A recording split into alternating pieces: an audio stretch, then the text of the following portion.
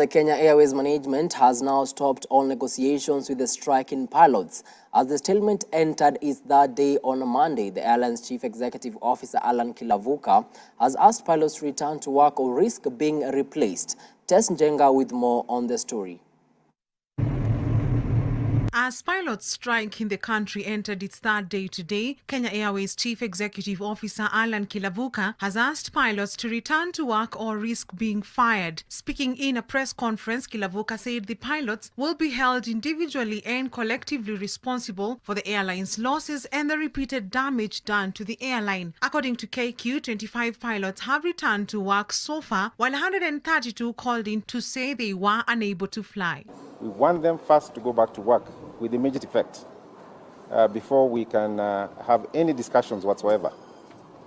In any case, like I said, we've already started disciplinary action and we've already started recruiting new pilots. So those who are still interested in working with Kenya Airways should very quickly report back to work with immediate effect. On the other hand, the Kenya Alliance Pilots Association, KALPA, have asked Kenya Airways to engage them in negotiations with an open mind. Through the association's Secretary General Muriithi Nyaga, the pilots said no response has been given to them following the proposal they sent to their employer. KALPA has called on various stakeholders, including the Law Society of Kenya LSK, Central Organization of Trade Union KOTU, and Federation of Kenya Employers FKE to intervene in order for them to resume work. We continue to urge Kenya Airways management to meet us at the table and negotiate with an open mind. Management's ego and chest thumping is to the detriment of Kenyans at large.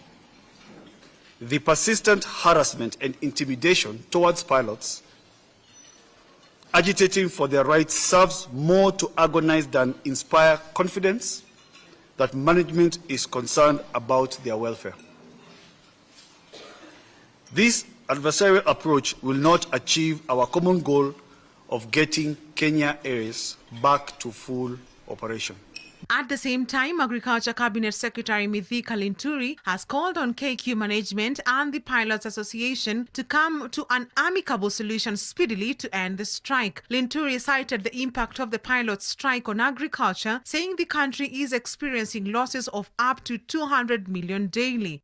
Our country is losing quite some money. I'm told it's around 200 million every day because of the KQ strike.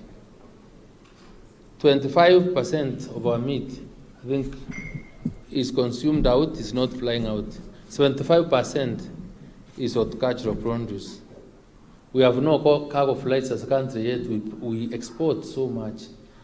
I think time has come when we also need to start serious discussions and see how we can be able to ensure that in one way or another, our export does not really must always get serious government support by way of mode of transport. The ongoing pilot strike has paralyzed flights, affecting over 10,000 customers. Kenya Airways has announced a pilot vacancy in the position of a first officer to support the pilot in command. To be considered for the role, one must have accrued a minimum of 500 hours on a commercial jet aircraft, a bachelor's degree, a valid commercial pilot license, instrument rating, multi-engine rating, and performance rating. Reporting for Hope TV News Watch, I'm Tess Njenga.